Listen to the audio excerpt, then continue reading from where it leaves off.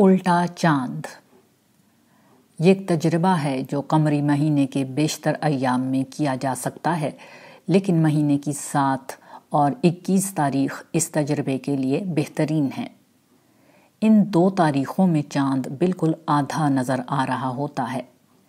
7 تاریخ کو آپ آسمان پر نظر ڈالیں اور چاند کو غور سے دیکھیں۔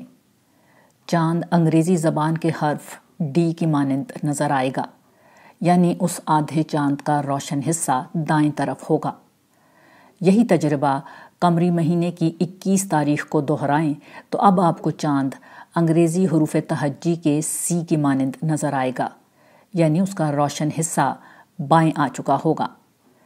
اس کا مطلب یہ ہوا کہ مہینے کے نئے چاند یا ہلال کے ساتھ جب چاند کا دائرہ بڑھنے لگتا ہے تو اردو کے حرف دال سے اپنا سفر شروع کرتا ہے، پھر بتدریج روشن چاند کا دائرہ داہنی سمت سے بھرتا ہے اور 7 تاریخ کو انگریزی کے حرف ڈی کی طرح نصف روشن ہو جاتا ہے۔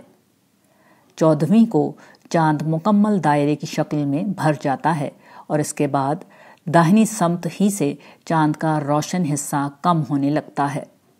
21 تاریخ کو یہ حرف سی کی طرح آدھا رہ جاتا ہے، مگر 7 تاریخ کے چاند کے برعکس اس آدھے چاند کا پیٹ دائیں کے بجائے بائیں طرف ہوتا ہے اور پھر اسی سمت میں یہ کم ہوتا ہوا غائب ہو جاتا ہے۔ اگر آپ زمین کے نصف جنوبی کرے کے کسی ملک جیسے آسٹریلیا یا نیوزی لینڈ میں موجود ہیں تو یہ تحریر پڑھتے ہوئے آپ میرے مشاہدے کو بالکل غلط قرار دیں گے۔ ہو سکتا ہے کہ آپ مجھے جھوٹی معلومات فراہم کرنے والا ایک دھوکے باز شخص سمجھیں۔ اس کا سبب یہ ہے کہ آپ میرے بیان کردہ طریقے کے مطابق چاند کو 7ویں اور 21ویں شب کو دیکھیں گے تو چاند بالکل برعکس جگہ پر ہوگا، یعنی 7ویں کو وہ سی اور 21ویں کو ڈی کی مانند ہوگا۔ مگر حقیقت یہ ہے کہ آپ بھی ٹھیک ہیں اور میں بھی غلط نہیں۔ میرے جیسے وہ تمام لوگ جو زمین کے شمالی نصف کرے پر بستے ہیں وہ چاند کو ایسا ہی دیکھتے ہیں جیسا میں نے بیان کیا ہے۔ اس کا سبب یہ ہے کہ چاند زمین کے مرکز یا خط استوا کے گرد گردش کرتا ہے۔ خط استوا یعنی ایکویٹر کے شمال میں واقع لوگوں کو وہ اس کے بالکل برعکس نظر آتا ہے، جیسا کہ وہ خط استوا کے جنوب میں واقع لوگوں کو نظر آتا ہے۔ یوں دونوں خطوں کے لوگ ایک ہی حقیقت کو مختلف انداز میں دیکھتے ہیں۔ انسانی زندگی میں جو اختلافات پیش آتے ہیں ان میں سے کچھ ایسے ہوتے ہیں جہاں فرق صحیح اور غلط اور حق و باطل کا ہوتا ہے، تاہم اکثر اوقات دونوں فریق اپنی اپنی جگہ ٹھیک ہوتے ہیں، لیکن وہ معاملے کو اپنے اپنے زاویے اور اپنے اپنے مقام سے دیکھ رہے ہوتے ہیں۔ اس لیے بعض اوقات ایک ہی حقیقت بالکل مختلف بلکہ متضاد نظر آتی ہے۔ یوں اختلاف رائے بلکہ بارہا فساد، لڑائی، جھگڑے اور تعلقات کی خرابی کی نوبت آ جاتی ہے۔ اس اختلاف کی ایک مثال مسلمان فقہا کے مابین ہونے والا اختلاف رائے ہے۔ یہی معاملہ ساس بہو کے جھگڑے کا ہے۔ اس میں بھی دونوں فریق اکثر اپنی اپنی جگہ کھڑے ہو کر معاملات کو دیکھتے ہیں اور نتیجے کے طور پر اختلاف ہو جاتا ہے۔ اس طرح کے اختلافات کو رفع کرنے کا طریقہ یہ ہے کہ دوسرے شخص کا زاویہ نظر سمجھا جائے۔ اگر معاملہ حق و باطل کے بجائے زاویہ نظر کا ہے تو یہ مان لیا جائے کہ اس معاملے میں ایک سے زیادہ رائے قائم کرنا ممکن ہے۔ اگر معاملہ ساس بہو کی طرح عملی نوعیت کا ہے تو پھر زاویہ نظر کے اختلاف کو حل کرنے کا طریقہ یہ ہے کہ ہر فریق دوسرے کی رعایت کرے، اس سے درگزر کرے۔ یہ نہ ہو سکے تو کچھ لو اور کچھ دو کے اصول پر ایسے مسائل حل کیے جاتے ہیں جس میں ہر فریق کچھ نہ کچھ پیچھے ہٹتا ہے۔ اس کے سوا ہر دوسرا راستہ اختلاف کو فساد میں بدل دیتا ہے۔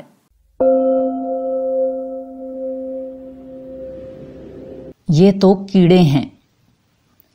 یہ کئی برس پرانا واقعہ ہے۔ میں اپنے بھائی کے دوست سے ملنے گیا جن کا ہمارے خاندان سے بہت گہرا تعلق تھا۔ یہ ایک سادہ مزاج دیندار اور کاروباری شخصیت تھے۔ اتفاق سے اس وقت کراچی کے سابقہ میئر عبدالستار افغانی مرحوم ان سے ملنے آئے ہوئے تھے۔ ہمارے دوست مجھے دیکھ کر بہت خوش ہوئے اور بڑے جوش و جذبے سے میرا تعارف افغانی صاحب سے کرانے لگے۔ اس تعارف کا ایک جملہ مجھے نہیں بھولتا جو اس طرح تھا، یہ تو کیڑے ہیں۔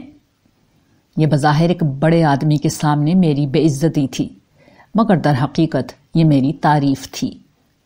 ہمارے دوست دراصل میرے علمی ذوق کو بیان کرنا چاہ رہے تھے۔ اس کے لیے جو تعبیر انہوں نے اختیار کی وہ کتابی کیڑے کی تھی، اور شدت جذبات میں اس تعبیر سے کتابی کا لفظ رہ گیا۔ یوں جملہ یہ ادا ہوا کہ یہ تو کیڑے ہیں۔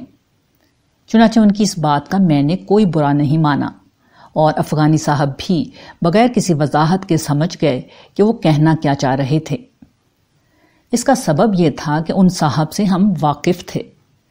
جن لوگوں سے ہم واقف ہوتے ہیں ہم کبھی ان کے سرسری الفاظ، ظاہری رویے اور کسی خاص واقعے سے ان کا تاثر نہیں لیتے، بلکہ ان کی مجموعی شخصیت اور مثبت خصوصیات کی بنا پر ان کی باتوں اور کاموں کا مقصد متعین کرتے ہیں۔ یہی مثبت کردار کی خوبی ہوتی ہے۔ اس کے برعکس منفی کردار کا حامل شخص ایک شکاری کی طرح ان لوگوں کی تاک میں بھی لگا رہتا ہے جن کا اس سے برس ہا برس کا تعلق ہوتا ہے۔ وہ ہر سیدھی بات میں بھی منفی پہلو تلاش کر لیتا ہے۔ جہاں دو آرا قائم کی جا سکتی ہیں وہاں ہمیشہ منفی چیز دیکھتا ہے، اور بالفرض کوئی یہ تو کیڑے ہیں جیسی بات سامنے آ جائے تو وہ پوری قوت سے سامنے والے پر حملہ آور ہو جاتے ہیں۔ پھر وہ تعلق خاطر کی ہر جہت کو کونے میں رکھ کر اپنا بدلہ چکاتا ہے، اور یوں انسانی تعلقات خراب ہو جاتے ہیں۔ در حقیقت اجتماعی تعلقات کی بقا کا راز لوگوں سے حسن ظن رکھنا اور مثبت بنیادوں پر معاملات کو دیکھنا ہے، ورنہ دنیا کا کوئی رشتہ باقی نہیں رہ سکتا۔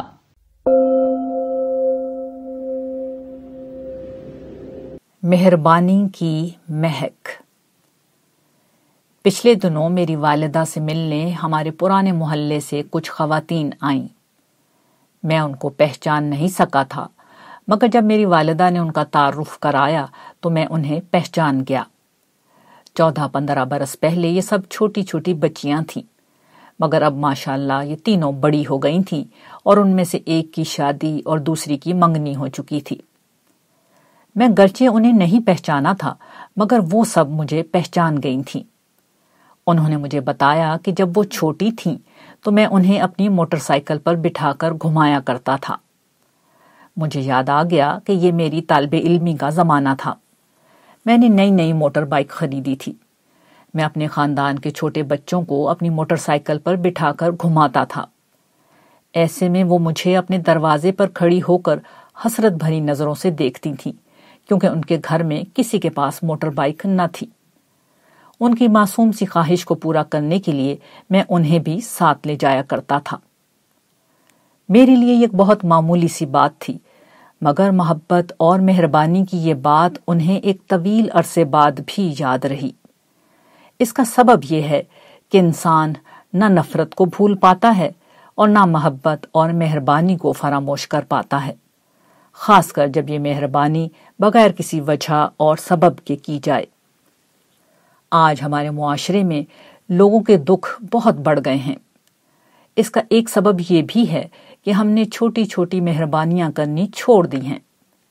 ہم نہیں جانتے کہ ہماری ایک مسکراہٹ، ایک درگزر، ہمدردی کا ایک کلمہ، مہربانی کا ایک عمل، چاہے کسی کو کتنا بھی چھوٹا لگے، کبھی چھوٹا نہیں ہوتا۔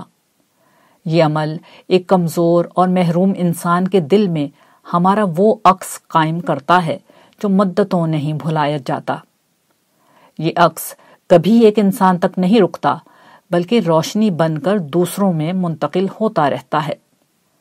انسان اس مہربانی سے دوسروں کے ساتھ مہربانی کرنا سیکھتا ہے، یہاں تک کہ پورا معاشرہ محبت کے پھولوں سے مہک اٹھتا ہے۔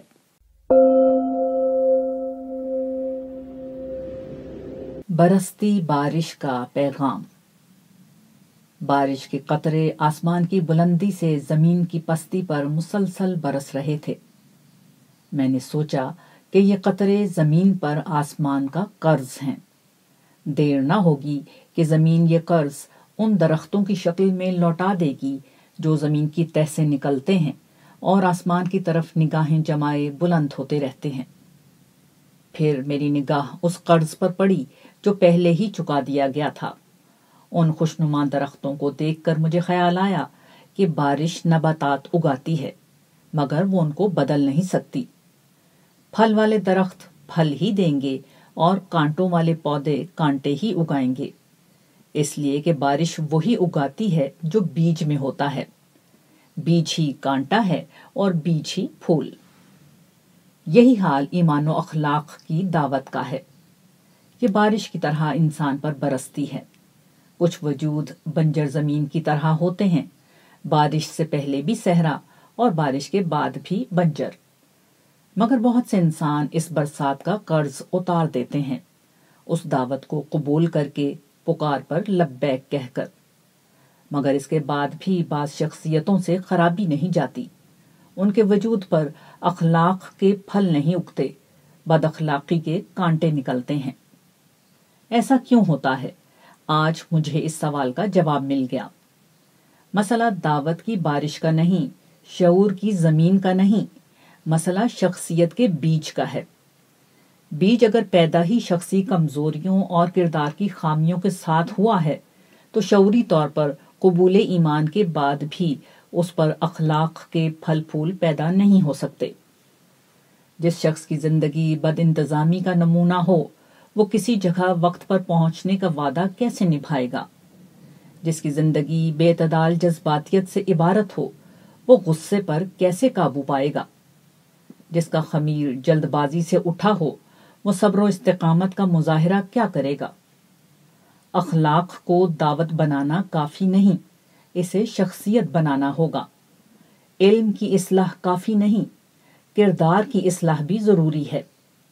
برستی بارش اپنی رمجھم میں مجھے یہ پیغام دے گئی۔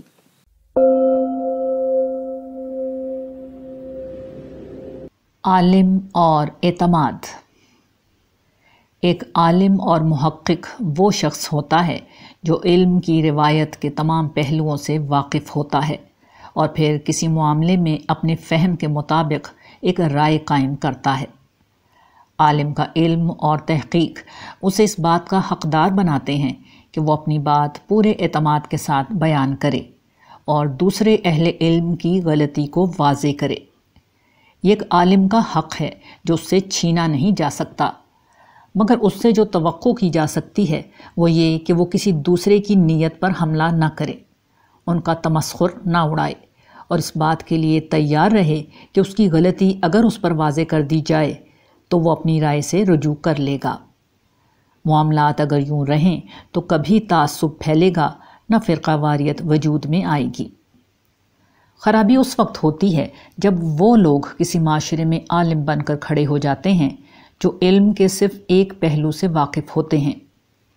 انہوں نے اپنے علاوہ کسی اور نقطۂ نظر کو سنجیدگی اور کھلے دل سے پڑھا ہی نہیں ہوتا، بلکہ در حقیقت جن بزرگوں کے نام پر وہ کھڑے ہوتے ہیں وہ ان کی علمی وراثت اور استدلال سے بھی واقف نہیں ہوتے۔ ایسے لوگ عملی زندگی میں اتر کر کبھی کسی دوسرے کا نقطۂ نظر نہیں سمجھ سکتے۔ اگر کبھی دوسروں کی بات سننا بھی پڑے تو ہمدردی سے سمجھنا تو دور کی بات ہے، وہ سنتے ہوئے بھی بات کا جواب سوچتے رہتے ہیں۔ یہی یک طرفہ علم بلکہ کم ترین علم کے حاملین پھر فروعی اور جزئی اختلاف کی بنیاد پر دوسرے اہل علم کی نیت بلکہ ایمان کا فیصلہ کر دیتے ہیں۔ یہی پہلے اور دوسرے گروہ کا حقیقی فرق ہے۔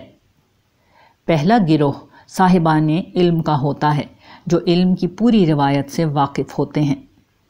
دوسرا گروہ علم کی روایت سے تو کیا اپنے بزرگوں کی علمی روایت سے بھی واقف نہیں ہوتا۔ پہلا گروہ اگر پورے اعتماد سے کسی چیز کی تردید کر رہا ہوتا ہے تو اس کے پیچھے ان کا علم اور تحقیق ہوتی ہے۔ دوسرا گروہ جب پورے اعتماد سے کسی کی تردید کرتا ہے تو اس کے پیچھے گروہی عصبیت کار فرما ہوتی ہے۔ پہلا گروہ ایک نئی اور مختلف بات کو بھی ہمیشہ توجہ سے سنتا ہے کہ وہ پہلے ہی علم کی روایت میں بہت سی نئی اور مختلف باتوں سے واقف ہوتا ہے۔ دوسرا گروہ ایک نئی اور مختلف بات سنتے ہی متوحش ہو جاتا ہے کہ اس نے ساری زندگی اپنے نقطۂ نظر کے علاوہ کوئی دوسری بات سنی ہی نہیں ہوتی۔ پہلا گروہ بھی گرچہ اپنی رائے کے دفاع کے لیے تیار رہتا ہے مگر جانتا ہے کہ اس کی رائے غلط ہو سکتی ہے، جبکہ دوسرا گروہ اپنی رائے کو آخری حق سمجھ کر دفاع کرتا ہے۔ پہلا گروہ انسانی علم اور فہم کی محدودیت کا شکار ہو کر غلطی کر سکتا ہے مگر واضح دلیل آنے پر اپنی رائے سے رجوع کرنے کے لیے تیار ہو جاتا ہے۔ دوسرا گروہ خود کو نبی اور رسول کے مقام پر سمجھتا ہے اور اپنے فہم کو وحی الہی خیال کر کے کسی ترمیم و تبدیلی کو کفر و ایمان کا مسئلہ بنا دیتا ہے۔ ایک عام آدمی کے سامنے دونوں گروہوں کے لوگ بظاہر دین کے نمائندوں کے طور پر آتے ہیں مگر یہ اس کی ذمہ داری ہے کہ وہ دو طرح کے لوگوں میں فرق کرنا سیکھے۔ یہ اس کی ذمہ داری ہے کہ وہ لہجے کے اعتماد سے دھوکہ نہ کھائے، بلند و بالا دعووں سے مروب نہ ہو، وہ سوال کرے اور جواب چاہے، وہ دریافت کرے اور دلیل مانگے، علماء کو انسان سمجھے، نبی نہ بنائے۔ اس دنیا میں عالم اور عامی دونوں امتحان میں ہیں۔ عالم کا امتحان یہ ہے کہ علم کے تمام پہلوؤں سے ابتدائی واقفیت سے قبل کلام نہ کرے اور غلطی واضح ہو جانے پر اپنی رائے سے رجوع کر لے۔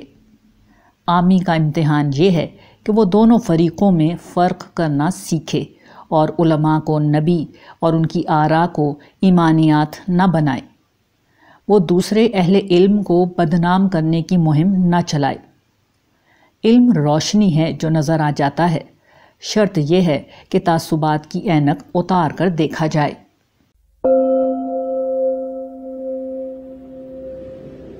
اختلاف رائے کے آداب۔ اس دنیا میں انسان ایمان و فکر کے جس امتحان میں ہے اس میں لوگوں میں اکثر اختلاف رائے رونما ہو جاتا ہے۔ یہ اختلاف ہر مذہبی اور غیر مذہبی معاملے میں ہوتا ہے۔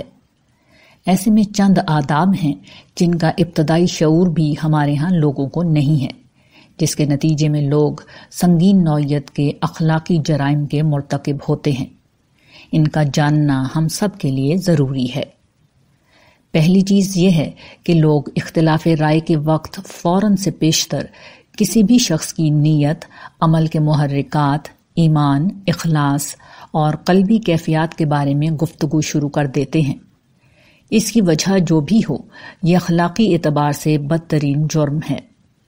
اس کی سنگینی کا عالم یہ ہے کہ رسول اللہ صلی اللہ علیہ وآلہ وسلم نے اس پر یہ وعید کی ہے کہ کسی شخص نے اپنے بھائی پر کفر کا الزام لگایا تو یا تو وہ اپنی بات میں ٹھیک ہے ورنہ جھوٹا ہونے کی شکل میں اس کا اپنا ایمان سلب کر لیا جائے گا۔ ظاہر ہے کہ اس معاملے میں کسی کو الفاظ سے کافر کہنا ہی شامل نہیں، کسی بھی ایسے کام کی نسبت کرنا جو کوئی کافر ہی کر سکتا ہے، کہنے والے کے لیے قیامت کے دن ایسے ہی سنگین نتائج پیدا کر دے گا۔ بدقسمتی سے یہ ہمارا عام رویہ ہے کہ فرقہ وارانہ اختلاف میں ہم اطمینان سے لوگوں کو کافر کہتے ہیں۔ فکری و علمی اختلاف کی شکل میں کسی بھی شخص کو اطمینان کے ساتھ دشمنوں کا ایجنٹ قرار دیتے ہیں۔ یہ ظاہر ہے کہ کفر کے الزام کی دوسری شکل ہے۔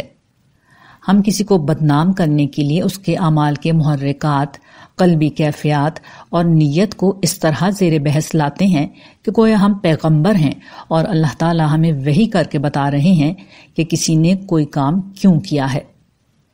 ان میں سے ہر رویہ روز قیامت ذلت و جہنم کی جس آگ میں ہمیں دھکیلے گا، اس کا ہلکا سا اندازہ بھی کسی کو ہو جائے تو ساری زندگی وہ لکھنا اور بولنا چھوڑ دے۔ اختلاف رائے میں ایک دوسری خرابی یہ ہے کہ ہم ہمیشہ اس مفروضے سے بات شروع کرتے ہیں کہ ہم آخری درجے کے حق پر کھڑے ہیں اور سامنے والا باطل ہے۔ جس طرح کسی کے دل کا حال صرف اللہ جان سکتا ہے، اسی طرح حق پر صرف اللہ کے پیغمبر کھڑے ہوتے ہیں۔ باقی لوگ سب انسان ہیں اور ہمیشہ امکان ہوتا ہے کہ خود کو درست سمجھنے کے باوجود وہی غلطی پر ہوں۔ اس لیے اختلاف رائے کی شکل میں اپنی بات دلیل سے بیان کر دینا چاہیے۔ اس سے آگے بڑھ کر کسی سے اختلاف رائے کی شکل میں اس کے خلاف مہم چلانا یا اسے مجبور کرنا کہ ہماری بات صحیح مانو، ورنہ اسے بدنام کرنا، اسے طعن و تشنیع اور نفرت کا موضوع بنانا غیر اخلاقی رویے ہیں جس کی جواب دہی اللہ تعالیٰ کے ہاں ہوگی۔ اختلاف رائے میں تیسری چیز یہ ہے کہ اکثر لوگ علم اور تربیت کے بغیر پورے اعتماد سے گفتگو کر رہے ہوتے ہیں۔ وہ ادب اور زبان کے اسالیب کو گہرائی میں نہیں سمجھتے اور پورے اعتماد سے کلام کے معنی پر گفتگو کر رہے ہوتے ہیں۔ وہ حذف، تخصیص اور ایجاز جیسی باریک باتوں کو نہیں سمجھتے، مگر کسی دوسرے کے کلام پر ایسے فیصلہ دیتے ہیں جیسا کہ وہ اس موضوع پر اتھارٹی ہوں۔ بعض اوقات لوگ پوری علمی روایات کی طرف سے گفتگو کرتے ہیں، اسلاف کے موقف کی ترجمانی کرتے ہیں، اور حال یہ ہوتا ہے کہ انہیں معلوم ہی نہیں ہوتا کہ علم کی روایت اور اسلاف کا نقطہ نظر ان کے خلاف ہے۔ یہ چیزیں جس شخص میں ہوں اسے نہ کوئی بات سمجھائی جا سکتی ہے، نہ وہ کبھی اپنی غلطی مان سکتا ہے، البتہ دوسرے پر پورے اعتماد سے فیصلے ضرور دے سکتا ہے۔ اگلا مسئلہ یہ ہے کہ ہم کبھی دیانتداری سے دوسرے کا نقطہ نظر سمجھنا ہی نہیں چاہتے۔ ہمارا اصل مسئلہ اپنی انانیت کا جھنڈا گاڑنا ہوتا ہے۔ سامنے والا لاکھ کہے کہ میں یہ بات نہیں کہہ رہا جو آپ بیان کر رہے ہیں، مگر معاملہ بات سمجھنے سمجھانے کا نہیں بلکہ فتح و شکست کا ہوتا ہے، یا کسی کو بدنام کرنا مقصود ہوتا ہے۔ اس لیے بارہا ایک غلط بات کسی کی طرف ٹھونسی جاتی ہے اور پھر اس کی بنیاد پر کسی کے غلط اور صحیح ہونے کا فیصلہ کیا جاتا ہے۔ یہ سب چیزیں جب جمع ہو جاتی ہیں تو بد تہذیبی، غیر شائستگی، الزام و بہتان جیسی چیزیں خود بخود کلام کا حصہ بن جاتی ہیں۔ یہ سب اپنی ذات میں خود ایک منفی عمل ہے جو دوسرے کو تو کم مگر ناقد کو زیادہ نقصان پہنچاتا ہے۔ اس لیے اختلاف اور تنقید کا درست طریقہ یہ ہے کہ دیانتداری سے کسی شخص کی پوری بات اور نقطہ نظر کو سمجھا جائے۔ اعتراض کرنے سے پہلے سوال کر کے بات کو سمجھنے کا عمل کیا جائے۔ معاملہ علمی ہے تو اعتراض اٹھانے سے پہلے اس موضوع پر نمایاں اہل علم کا نقطہ نظر سمجھا جائے تاکہ ہمارا اعتراض کہیں ہماری جہالت کا آئینہ دار نہ بن جائے۔ متعلقہ شخص موجود ہو تو اس سے اس کی بات کا مطلب سمجھ لیا جائے۔ اگر وہ کوئی وضاحت دے تو قبول کر لی جائے، اور اگر اس کی بات ہمارے نزدیک قابل قبول نہ ہو تب بھی اسے اپنی رائے رکھنے کا حق دیا جائے۔ تنقید کرنی ہو تو فرد یا گروہ کے بجائے نقطہ نظر پر کی جائے، اس میں بھی لب و لہجہ شائستہ رکھا جائے۔ کسی فرد یا گروہ کو بدنام کرنے کے بجائے اس کے حوالے سے وہی بات کہی جائے اور اسی طرح کہی جائے جس طرح وہ خود بیان کرتا ہو۔ جب اختلاف اس طرح کیا جائے گا تو کبھی فساد میں نہیں بدلے گا بلکہ علم کی روایت میں ترقی ہوگی، معاشرے میں نئے خیالات کا فروغ ہوگا، باہمی محبت اور رواداری، معاشرے میں امن و خیر خواہی کا ماحول فروغ پائے گا۔